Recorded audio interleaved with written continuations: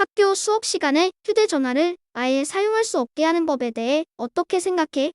쿨리가 다니는 학교는 이미 수업 중에는 가방에서 휴대전화를 꺼낼 수 없게 규칙을 정해놔서 금지하는 법이 생겨도 별로 달라질 건 없을 것 같긴 해. 그런데 한편으론 이런 것까지 법으로 금지하는 것이 맞나 하는 생각이 들어. 오늘은 유쌤께서 이 문제로 찬반 토론을 해보자고 하셨어. 토론을 하려면 준비를 많이 해야 할 것 같은데 걱정이야. 일단 쿨리와 함께 뉴쌤을 만나러 가보자. 뉴스쿨 TV. 쌤, 수업 시간에 휴대전화를 사용할 수 없게 만드는 법에 대해 어떻게 생각하세요? 저는 사실 찬성을 해야 할지 반대를 해야 할지 마음을 못 정했어요. 법이 필요한 것 같기도 하고 아닌 것 같기도 하고 갈피를 못 잡겠어요. 그럴 수 있어. 선생님도 많은 사람들의 의견을 들어봤는데 찬성 측도 반대 측도 모두 일리가 있는 주장을 하더라고. 찬반 토론을 준비하며 주장을 뒷받침할 근거들을 정리하다 보면 생각이 좀 더 명확해질 거야. 찬반 토론을 하려면 뭐부터 준비해야 할까요? 예전의 역사 영화에는 사실만 담아야 할까? 라는 주제로 찬반 토론을 해봤지? 그때 배웠던 것들을 우선 복습해보자. 토론이라는 건 서로 근거를 대며 자신의 의견을 나누는 거야. 특히 찬반 토론이라면 찬성편 토론자와 반대편 토론자가 각자 자신의 주장과 근거를 제시하며 의견을 나눠야겠지? 아, 생각나요. 그럼 일단 어떤 주장을 할지 정하고 근거를 정리해야겠네요. 그래. 근거를 댈 때는 반드시 타당한 근거를 대야 한다는 것도 기억하고 있지? 근거의 타당성을 따질 때 확인해야 하는 것들도 다시 한번 짚어보자. 쿨리가 한번 읽어볼래? 1. 근거로 사용한 자료는 믿을 만한가? 조사 자료를 근거로 제시했다면 조사 대상과 범위가 적절한가? 자료의 출처가 정확한가? 전문가의 의견을 근거로 제시할 때는 그 전문가가 믿을 만한가? 2. 주장을 뒷받침하기에 적절한 자료를 사용했는가? 그래. 상대편 토론자가 되는 근거의 타당성을 따져 물을 때도 이 체크리스트를 활용하면 좋아. 꼭 명심해야 할 것은 토론을 통해서 자기 주장만 펼치는 게 아니라 상대의 주장과 근거가 옳은지 잘 따져보는 거야. 토론은 상대를 굴복시키기 위해서 하는 게 아니라 문제 해결 방법을 찾기 위한 것이니까. 쌤은 찬성 의견을 주장하실 거예요. 그래. 오늘 토론에선 선생님이 찬성편 토론자와 사회자를 맡아볼게. 쿨리가 반대편 토론자를 맡아줘. 각자 자료 조사를 하고 근거를 준비해서 토론회장에서 만나자. 네, 열심히 준비해 볼게요.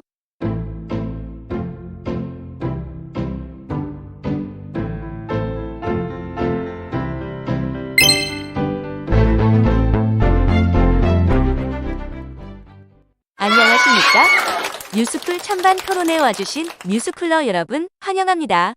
오늘 토론은 학교 수업 시간에 휴대전화 사용을 금지하는 법이 필요한가라는 주제로 찬반 토론을 진행합니다.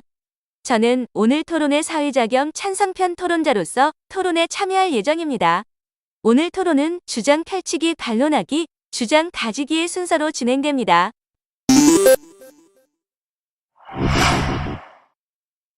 첫 순서로 찬성편 토론자와 반대편 토론자의 주장을 들어보겠습니다.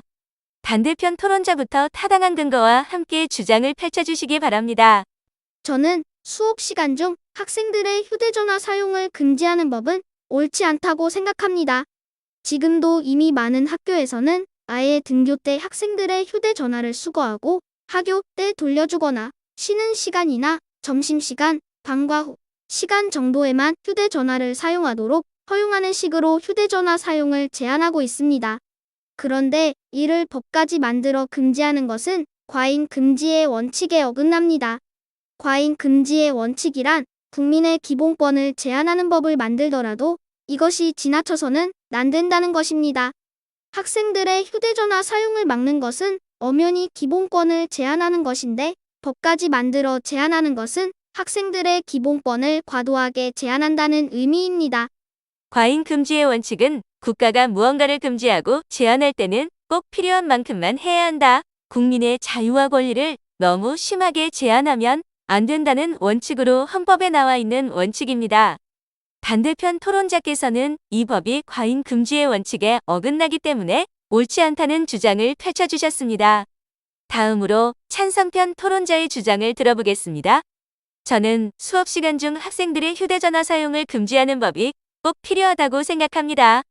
지금도 많은 학교가 학생들의 휴대전화 사용을 제한하고 있지만 제대로 지켜지지 않는 경우가 많습니다. 일부 학생들은 가짜 휴대전화를 제출하고 몰래 휴대전화를 사용합니다. 게다가 많은 학생들, 그리고 일부 학부모들은 학교나 교사에게 무슨 근거로 학생들의 휴대전화 사용을 막느냐며 항의합니다. 그런데 법이라는 명확한 근거와 기준이 생긴다면 학생들은 규칙을 잘 따르게 될 것이고 학교와 교사는 항의와 민원에 시달릴 필요가 없어질 것입니다. 그리고 결과적으로 학생들은 학업에 집중할 수 있게 되어 충분한 학습권을 보장받게 될 것입니다. 이제 양측이 반론을 펼칠 차례입니다. 반론을 할 때는 상대편의 주장을 요약하고 상대편의 주장이 타당하지 않다는 것을 밝히기 위한 질문을 합니다. 특히 주장에 대한 근거나 근거를 뒷받침하는 자료가 타당하지 않다는 것을 밝히며 반론을 펼쳐주시기 바랍니다. 자, 반대편 토론자, 반론해 주시죠. 찬성편 토론자께서는 학생들의 휴대전화 사용을 법으로 금지하는 것이 학칙으로 금지하는 것보다 더욱 효과적이며 결과적으로 학생들은 학습권을 충분히 보장받게 될 것이라고 주장했습니다. 그러나 저는 법이 생기더라도 그 전과 다를 바가 없을 것이라고 생각합니다. 법에서도 휴대전화 사용을 제한하는 구체적인 방법은 학교에서 알아서 학칙으로 정하도록 했기 때문입니다. 학칙을 정하는 과정에서 더 큰 갈등과 혼란이 발생할 수도 있습니다. 경향신문의 8월 27일자 기사를 보면 교육청이 초중고 학교 100곳을 조사해봤더니 31개 학교는 학생자치회나 학생들의 의견을 들어 규칙을 만들었다고 합니다. 학생들 스스로 규칙을 정하여 지키게 한다면 보다 많은 학생들이 규칙을 수긍하고 잘 지킬 수 있을 것입니다. 그런데 학생들을 존중하지 않은 채 법으로 강제하고 무조건 통제하려고만 한다면 학생들은 반발할 수밖에 없습니다. 찬성편 토론자의 반론도 들어보겠습니다. 반론 잘 들었습니다. 반대편 토론자께서는 수업 중 학생들의 휴대전화 사용을 금지하는 것은 인권 침해이며 이를 법으로 금지하기까지 하는 것은 과도하다고 주장하셨습니다. 그런데 우리가 지키고 따르는 많은 법은 사회 질서와 공동체의 이익을 위해 기본권을 제한할 수밖에 없습니다. 학생들의 휴대전화 사용은 통신의 자유, 행동의 자유 등 기본권을 일부 제한하는 것이 사실입니다. 그러나 이것은 학생들의 학습권과 교사의 교권을 지키고 학생들을 휴대전화 중독과 각종 범죄로부터 보호하기 위한 조치로 뚜렷한 목적을 가지고 있습니다. 이런 취지 때문에 국가인권위원회 역시 학교에서 휴대전화 사용을 막는 것이 인권 침해가 아니라는 판단을 내린 것입니다. 따라서 수업 중 휴대폰 사용 금지법은 과잉 금지의 원칙을 어긴다고 볼 수 없습니다.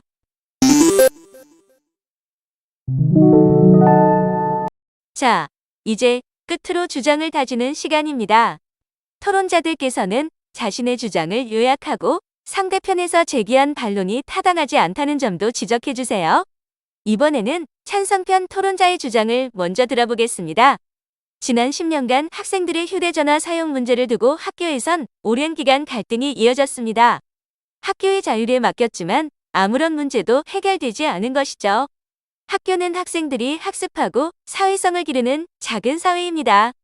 그런데 휴대전화 사용 문제 하나로 학생들과 선생님들은 소모적인 논쟁을 이어오고 있고 불필요한 갈등을 빚고 있습니다. 그리고 대다수의 학생들은 학습에 방해를 받고 있죠. 지금이라도 휴대전화 사용을 강력하게 금지해서 휴대전화 중독, 휴대전화를 활용한 학교 폭력과 딥페이크 성범죄 등 각종 폐해가 더 이상 학교 안에서 이어지지 않도록 막아야 합니다. 저 역시 학생들이 수업 시간에 휴대전화를 사용하는 것이 수업을 방해하는 경우가 적지 않다는 사실에 동의합니다. 그런데 휴대전화 사용의 부작용은 학생들뿐 아니라 어른들에게도 있습니다. 휴대전화 중독, 휴대전화를 통한 각종 범죄가 어른들에게도 일어나고 있습니다. 그런데 이 법은 학생들의 자유만 제한합니다. 학생들이 스스로 휴대전화 사용을 통제하고 규칙을 정할 수 있다고 보지 않고 통제하고 규율만 하려는 발상이 깔려 있는 것입니다. 학생들은 언젠가 성인이 되고 스스로 휴대전화 사용을 통제해야 합니다. 그런데 학생일 때 이런 방법을 제대로 배우고 익히지 않는다면 성인이 되어 더 큰 문제가 생길 수도 있습니다. 무조건 금지하는 것이 능사는 아닙니다. 따라서 이 문제는 법으로 금지할 것이 아니라 각 학교에서 합리적인 규칙을 만들고 따르도록 해야 합니다. 여러분, 오늘 토론을 어떻게 보셨나요? 여러분은 어느 쪽의 의견이 더 타당하다고 생각하는지 답글을 남겨주시기 바랍니다. 이것으로 오늘 토론을 마치겠습니다. 감사합니다. 홈페이지에는 더욱 재미있는 뉴스 이야기가 가득해요. 궁금하다면 홈페이지로 놀러오세요. 뉴스쿨 TV 유튜브 채널 구독, 좋아요, 알림 설정도 잊지 마세요.